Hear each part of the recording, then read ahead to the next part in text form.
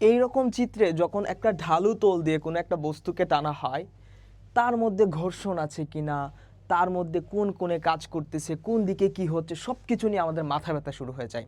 কিন্তু আলটিমেটলি এইখানে একটা সিলি কনসেপ্ট আছে, সেই সিলি কনসেপ্টটা দিয়ে আমরা এই ম্যাপটা বুঝতে পারি। আমাদের আসলে ওই ঘর্ষণের কথা চিন্তা করতে হয় না, আনত তেল যখন যাচ্ছে তখন সেখানে কোনো কোণ করে যাচ্ছে কিনা সেই চিন্তা করতে হবে না। এই ধরনের ম্যাথ দেখলেই, এই ধরনের ম্যাথ দেখলেই সেটা স্কিপ করার একটা চিন্তা করি আমরা, বাট আজকে থেকে আমরা স্কিপ করব না।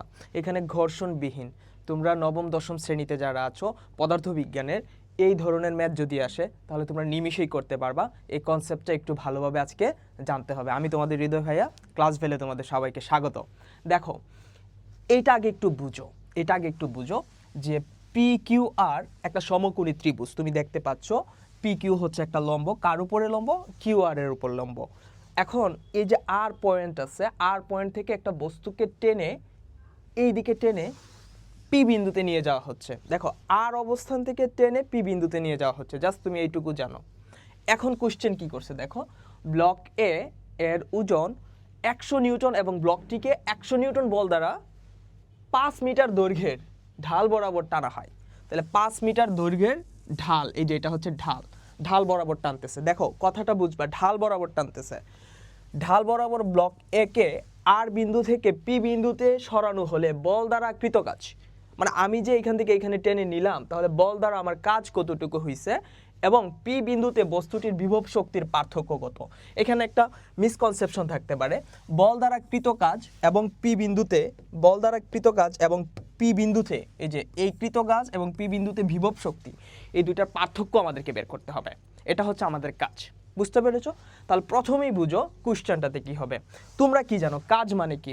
আমি যখন বস্তুটাকে আর বিন্দু থেকে, অর্থাৎ এ ব্লকটাকে আর বিন্দু থেকে যখন আমি পি বিন্দুতে নিয়ে যাব, তাহলে তুমি কি এখানে থিটার কথা চিন্তা করবা? আমরা তো কাজ সমান জানি যে কাজ ডব্লিউ ইজ ইকুয়াল টু হচ্ছে F S cos theta, F S cos theta, এটা আমরা জানি, ঠিক আছে?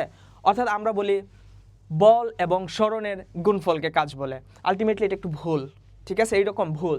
তোমাকে বলতে হবে বল এবং সরণের উপাংশের গুণফলকে বলা হয় কাজ, সরণের উপাংশের গুণফলকে বলা হয় কাজ, বুঝতে পারছো? এখন সরণের উপাংশ বলতে আমি কি বুঝি? তুমি যখন থিটার কথা চিন্তা করো এইরকম, যে একটা বস্তুকে আমি এই দিক বরাবর টানছি কিন্তু সে যাচ্ছে, যেমন ট্রলি ব্যাগ, তুমি টানতেছো এই দিক বরাবর, এফ বলে, ঠিক আছে? এফ বলে, বাট বস্তু সরণ ঘটতেছে এই দিকে, ঠিক কিনা? তাহলে উপাংশ কোনটা? উপাংশ এটা না, এটা না, এটা কিন্তু উপাংশ। তাহলে তোমাকে এক্স নিয়ে কাজ করতে হয়। এখানে হচ্ছে একটা ভূমির সাথে থিটা কোণ করে আমরা করি, যার ফলে আমরা এই সূত্রটা ইউজ করি। এখন তুমি যদি এই ধরনের অঙ্ক এইভাবে চিন্তা করো, তাহলে তোমাকে গাধা বলা ছাড়া আর কোনো উপায় থাকবে না, বুঝতে পেরেছো? আমিও যদি ওইভাবে চিন্তা করি তাহলে আমি একটা বড় গাধা। কারণ কি? কারণ সে বলছে যেই দিকে বল বস্তু সেই দিকেই যাচ্ছে। তাহলে আমার এইখানে পয়েন্ট, এই পয়েন্ট থেকে একটা বস্তুকে আমি বল প্রয়োগ করতেছি, এফ বল, বস্তু যাচ্ছে একদিকেই, মানে আমি যেই দিকে বল প্রয়োগ করছি বস্তু ওই দিকেই যাচ্ছে। তাহলে আমার এখানে থিটা কত? থিটা 0। তাহলে কস থিটার ভ্যালু কত? কস 0 ডিগ্রির ভ্যালু কত? 1। দ্যাটস মিন আমার কাজ যেই সংজ্ঞা আমরা জানি এফ ডট এস, এটা হচ্ছে কাজ, একটা স্কেলার রাশি, বুঝতে পেরেছো? তাহলে এখানে কি আমি চিন্তা করব ঘর্ষণের কথা? কারণ ঘর্ষণের কথা এখানে উল্লেখ নাই, যেহেতু উল্লেখ নাই এটা আমি মাথায় কেন আনবো? শেষ। আবার আমি দেখব যে যেই দিকে বল প্রয়োগ করতেছি সেই দিকে বস্তু যাচ্ছে কিনা বা সরণ ঘটছে কিনা। যদি ওই দিকেই সরণ ঘটে তাহলে আমার থিটা নিয়ে চিন্তা করে লাভ নেই, কারণ 0 ডিগ্রি, আর 0 ডিগ্রি হলে cos 0 ডিগ্রি হলে 1, এফ এস এর সাথে গুণ করলে এফ ইসি হয়ে যায়। তাহলে এটা কি পানি বাথের মতো না? এটা পানি বাথের মতো না? একটু চিন্তা করো, এখন একটু চিন্তা করো এটা কেমন হয়।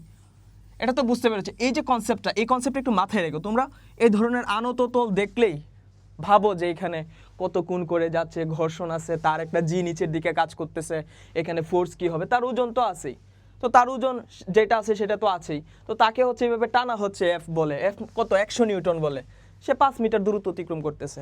তো আমার সূত্র তো সহজ সূত্র, ডব্লিউ কাজ, কাজ কাজ ডব্লিউ ইজ ইকুয়াল টু কি এফ এস। তো এফ কত 100 আর এস কত 5 মিটার গেল, তাহলে সোজা হিসাব না? 500 জুল, কাজের একক জুল, সোজা হিসাব না? জিনিসটা কিন্তু আসবে পরীক্ষায়, আসছেও অনেক জায়গায়, ঠিক আছে?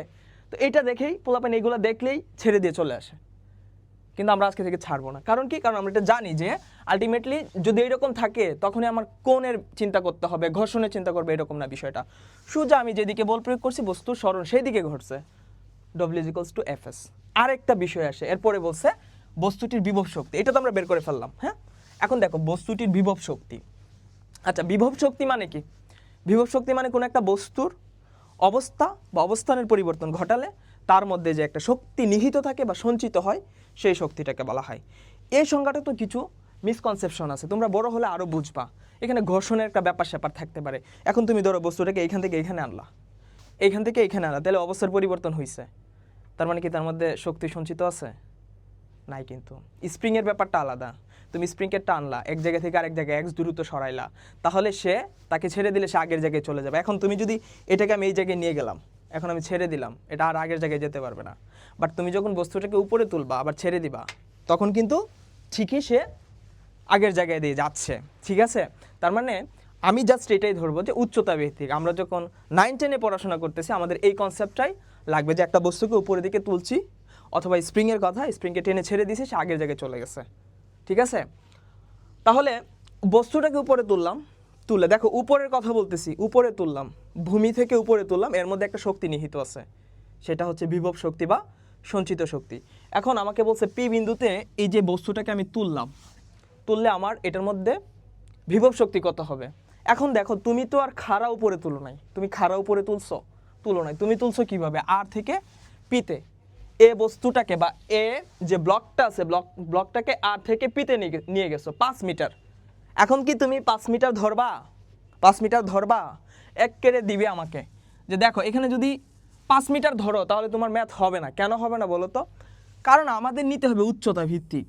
এই যে ভূমি, এই ভূমি বরাবর চিন্তা করবা যে তার উচ্চতায় কতটুক গেল, এই যে এইটুক, এভাবে টানো, এই যে এই পয়েন্টে ধরো গেল, তার মানে এইটুকু কত হবে, এইটুকু কত হবে সেটা। তাহলে এইটুকু তো আমাকে দেয়াই আছে 3 মিটার। 3 মিটার হচ্ছে আমার উচ্চতা। বুঝতে পারছো? এই কনসেপ্ট কিন্তু ভোলা যাবে না।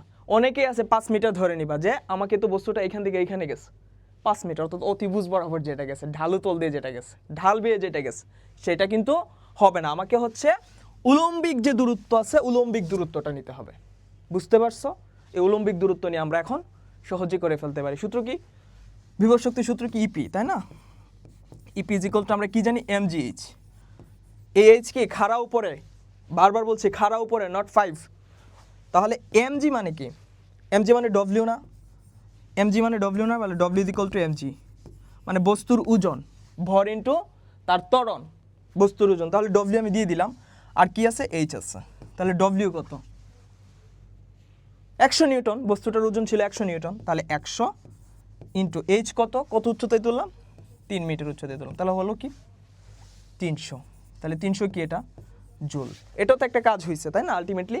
তাহলে বিভব শক্তি আর হচ্ছে কাজ। আমি যখন এই দিক বরাবর নিয়ে গেছিলাম তখন আমি কাজ বেশি করেছি, আর যদি আমি খাড়া উপরের দিকে ওইটাকে তুলতাম তাহলে আমার কাজ কম করতে হইতো। বুঝতে পারছো কেন ঢালু তলবে নিলে আমাদের কষ্ট বেশি হয়? দেখো এখন বলছে পার্থক্য। তো পার্থক্য সোজা হিসাব, w মাইনাসের ইপি, তাহলে কত হইল? 500 জুল মাইনাসের 300 জুল, তাহলে ওভারঅল 200 জুল। এটা হচ্ছে আমার পার্থক্য। এই প্রশ্নটা কিন্তু আসছে পরীক্ষায়। বুঝতে পারছো? বাট এটা দেখেই অনেকেই ছেড়ে দিয়ে চলে আসছে। কেন? ওই ঢালু তল আছে, ঘর্ষণ আছে, আবার ওইদিকে একটা তার একটা নিচের দিকে সবসময় একটা ওজন কাজ করে, mg, এটাকে কিভাবে ভাঙবো? ভাই যেই দিকে বল প্রয়োগ করছি ওই দিকে স্মরণ করছে, দ্যাটস মিন তার কোণের ভ্যালু কি? 0। 0 দিলে আমার সরাসরি যদি আমি এটা ইউজ করে দিই তাহলেই হয়ে যাচ্ছে। এত কাহিনীর তো দরকার নেই। বুঝতে পারছো?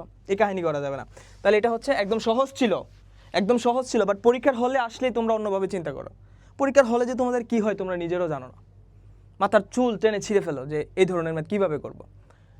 তুমি ইন্টারভিউটো ঘর্ষণযুক্ত বস্তুর এদিকে যে কাজ করতেছে সেটাও দেখবা, ভালোভাবে বুঝতে পারো। বাট তোমাদের এটুকু বুঝতে হবে, এই কনসেপ্ট বুঝতে হবে যে ঢালু তল থাকলে আমার কোণ দিয়ে চিন্তা করতে হবে না, কারণ যেদিকে বল প্রয়োগ করছি সেদিকে স্মরণ করছে। ওকে, দেখো এইটারই আরেকটা ম্যাথ আছে, এখন দেখো কি বলছে, ব্লক এর ওজন 100 নিউটন এবং ব্লকটিকে 100 নিউটন বল দ্বারা, এটা হচ্ছে প্রথম কথা বলছে। তা না হলে ব্লকটি পি বিন্দু হতে মুক্তভাবে পড়তে দিলে, ভূমি হতে কত উচ্চতায় বিভব শক্তি গতিশক্তির 1/3 হবে। গাণিতিকভাবে বিশ্লেষণ করো। এইটা নিয়ে বহুত কথা বলা যাবে এই অঙ্কটা নিয়ে, ঠিক আছে? তোমরা বিভব শক্তি গতিশক্তি সব কিছু নিয়ে কথা বলা যাবে, কিন্তু তুমি যখন এটা করতে যাবা তোমাকে সোজা বলছে ব্লকটিকে পি বিন্দু হতে মুক্তভাবে পড়তে দিছে। তাহলে পি বিন্দুতে অলরেডি ব্লকটা আছে, এখন কি ব্লক এইদিকে পড়বে? ব্লক কি এইদিকে পড়বে? অনেকেই চিন্তা করবে।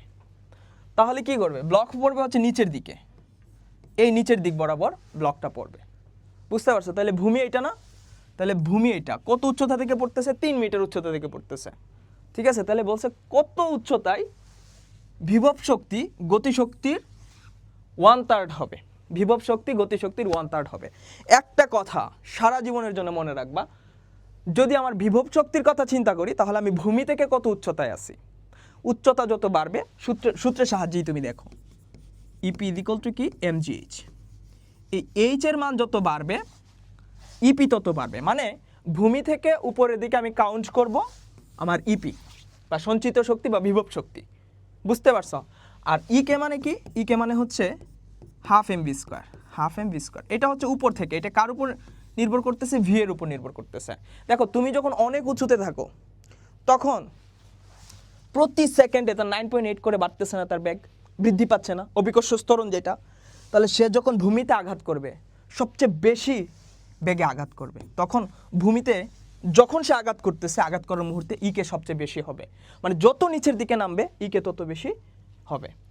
বুঝতে পেরেছ? তাহলে আমি যখন ইকে বের করতে যাব তাহলে আমি কাউন্ট করব কোথা থেকে? উপর থেকে। জাস্ট এই দুইটা কথা মনে রাখবা। বুঝতে পারছো? এখন দেখো আমরা হচ্ছে এই কোশ্চেনটা কিভাবে করব।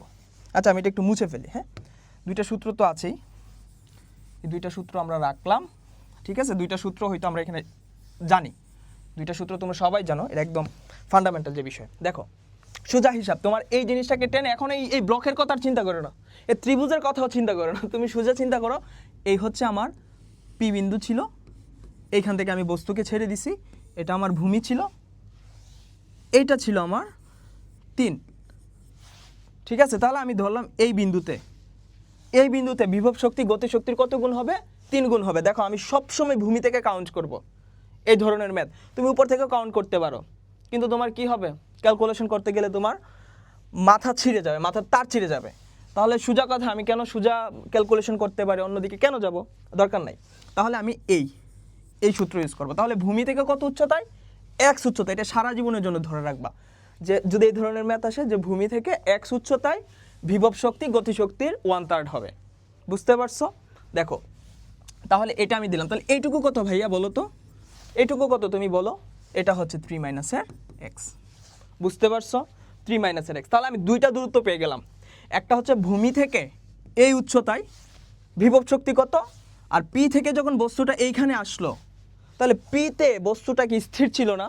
স্থির অবস্থান থেকে যখন সে পড়তে থাকলো, প্রতি সেকেন্ডে যখন তার বেগ বৃদ্ধি পাচ্ছে, অর্থাৎ অভিকর্ষ ত্বরণ যখন আছে, তখন এই বিন্দুতে তার বেগ বাড়বে না। তাহলে স্থির অবস্থান থেকে ইউ সমান কত ছিল? 0, আর এই বিন্দুতে বেগ ছিল ভি, আর অভিকর্ষ ত্বরণ মুক্তভাবে পড়তেছে উপর থেকে পজিটিভ। বুঝতে পারছো? এই কয়েকটা কথা এখন আমরা দেখো করে ফেলি, যে x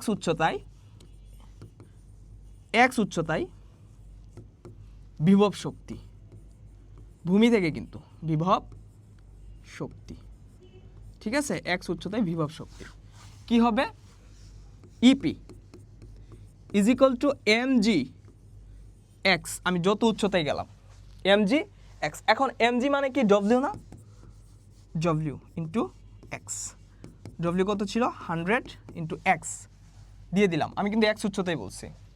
বুঝতে পারছো? তাহলে 100x এটা, ঠিক আছে? 100x এই লিখে ফেলা, 100x ইপি। তার মানে আমি ইপি x উচ্চতায় গেলাম, গিয়ে এটা পাইলাম। তাহলে এটা হচ্ছে আমার পি বিন্দু ছিল, আর এটা হচ্ছে আমার কিউ বিন্দু ছিল। ধরো এটা হচ্ছে আমার বি বিন্দুতে, হ্যাঁ এরকম, বা আর বিন্দুতে। আর তো এখানে ছিল না, তাহলে আমরা এখানে বি বিন্দু দিয়ে দিলাম। তাহলে এখানে হচ্ছে আমার ইপিবি, মানে বি বিন্দুতে ইপি আমরা বের করে ফেলছি, মানে পটেনশিয়াল এনার্জি যেটা, বিভব শক্তি যেটা। বুঝতে পারছো? বিভব শক্তি কিন্তু বের হয়ে গেল। এখন দেখো আরেকটা, গতিশক্তি কোন বিন্দুতে? বি বিন্দুতে। কোন উচ্চতায়? ভূমি হতে x মিটার উচ্চতায়। আবার আমি যদি বলি একদম পি বিন্দু থেকে 3 মাইনাসের এক্স নিচে, একই কথা তাই না? তাহলে গতিশক্তি কি হবে? ইকে, ইকে এর সূত্র কি? Half M V square, half M V square. আচ্ছা এখন দেখো এখানে আসলে ইউজ না করলে হইতো, এমজি ইউজ না করলেও চলতো, ঠিক আছে? কারণ আমরা 100 এক্স লিখলাম, এখানে যদি আমি ইউজ নাও করতাম এখান থেকে এম কাটা যাইতো, তাই না? আমি করে দিলাম, তাহলে এটা কত? হাফ, হাফ ইন্টু এম দিলাম। আচ্ছা ভি স্কোয়ার মানে কি? ভি স্কোয়ার বস্তুটা যখন এইখান থেকে এইখানে পড়লো, আদিবেগ ছিল ইউ মানে 0, জি, আর দূরত্ব অতিক্রম করছে কত? 3 মাইনাসের এক্স, 3 মাইনাসের এক্স। তাহলে এইখানে তার গতি কত হবে এটা তো আমাকে বের করতে হবে, কারণ আমার ভি স্কোয়ার আছে। তাহলে গতি বের করার এখানে কোন সূত্র দিবা? কোন সূত্র দিবা? দেখো এখানে কোথাও টি আছে, তাহলে টি ছাড়া সূত্র আছে মাত্র একটা, কোনটা? V square is equal to U square plus 2gh। এই তাহলে ইউ এর ভ্যালু 0, দ্যাটস মিন 2gh। এখানে একটা জিনিস করে সবাই, যে এটার মান বসায়, মানে ভি এটা না, তাহলে এটাকে করে V is equal to root over of 2gh। ভাই এত টাইম পাও কোথায়? দরকার কি? তুমি ওইখানে যদি 2 সেকেন্ড টাইমও বাঁচাইতে পারো, 5 সেকেন্ড টাইমও যদি বাঁচাইতে পারো, তুমি অন্তত পক্ষে পরীক্ষা শেষে তুমি খাতাটা দেখতে পারবা যে তোমার কোথাও ভুল হয়েছে কিনা। তো তুমি দেখতেছো তোমার এখানে ভি স্কোয়ারের ভ্যালু লাগবে এই বিন্দুতে, বি বিন্দুতে ভি স্কোয়ারের ভ্যালু লাগবে, তাহলে তুমি সরাসরি ভি স্কোয়ারের ভ্যালু পাওয়া যাইতেছো। তো তোমার এটা দরকার কি? এটা দরকার কি? তুমি সরাসরি V square is equal two 2gh এখানে বসায় দাও, এই যে 2gh বসায় দাও। দিতে পারতেছো না? দিতে পারতেছো না? এইটু কাটা, ঠিক আছে? আচ্ছা এইচ কত? এইচ কত এখানে? এইচ তো বসাইলে হবে না, 2gh মানে হইতেছে আমার এইখান থেকে যদি আমরা নেই তাহলে 2g কত হয়? এই যে 3 মাইনাসের এক্স, তাই না? এতটুক সে অতিক্রম করছে, মানে উপর থেকে 3 মাইনাসের এক্স পর্যন্ত আসছে, তাই না? তাহলে এক্সের জায়গায় আমি এটা বসাই দিব, মানে এম জি, এটা তো কাটলামই, তাহলে এটাকে লিখবো কি? এক্স মাইনাসের 3 মাইনাসের এক্স, তাই না? উল্টা লিখছি কেন? 3 মাইনাসের এক্স। এই বুঝতে পারছো? তাহলে এম জি মানে কত? আর 3 মাইনাসের এক্স, এম জি মানে হচ্ছে 100, তাই না? 100 নিউটন, ওই যে তার ওজন এম জি 100 নিউটন ইন্টু 3 মাইনাসের এক্স, এইটা। এখন দেখো কোশ্চেন আসছে যে বিভব শক্তি গতিশক্তির কত হবে? 1/3 হবে। তাহলে বিভব শক্তি ইপি ইজ ইকুয়াল টু হবে 1/3 অফ ইকে, তাই না? ইকে, তাহলে ইপি কত ছিল? 100x is equal two 1/3 of, এই যে এটা গুণ করে দাও, 300 মাইনাসের 100x, এই তো এটাকে যদি ওই পাশে পাঠাও কি হবে? 300x, তাই না? এটা যদি দেয় 300x ইজ ইকুয়াল টু হচ্ছে 300 মাইনাসের 100x, এই। তাহলে আমি যদি এটাকে আনি 400x এই ইজ ইকুয়াল টু হচ্ছে 300, এই তো। আরও সহজ করা যায়, তাই না? ক্যালকুলেশন তোমরা যত সহজ করতে পারো। 300, তাহলে ultimately x is equal two আসতেছে 300 ডিভাইডেড বাই হচ্ছে 400, মানে 3/4। এই অ্যান্সার লিখে দাও, যত আসে তত, মানে এত উচ্চতায় বিভব শক্তি গতিশক্তির 1/3 হবে। বুঝতে পারছো? এখানে মূল খেলাটা হচ্ছে তোমাকে এটা ধরতে হবে যে এই বরাবর পড়বে না, পড়বে খাড়া উপর থেকে নিচের দিকে, ঠিক আছে? কারণ আমি যখন উপরে তুলছিলাম তার মধ্যে একটা শক্তি নিহিত আছে। এই শক্তিটাকে দেখো, একটা জিনিস তুমি সহজে বোঝার চেষ্টা করো। তুমি একটা জিনিসকে যখন তোলার সময় তুমি কি করো? সিঁড়ি বেয়ে তোলো। এখন সিঁড়িতে তুলতে মানে একদম ছাদে নিয়ে গেলা, তো এইখান থেকে যদি ছেড়ে দাও, এটা কি সিঁড়ি বেয়ে পড়বে?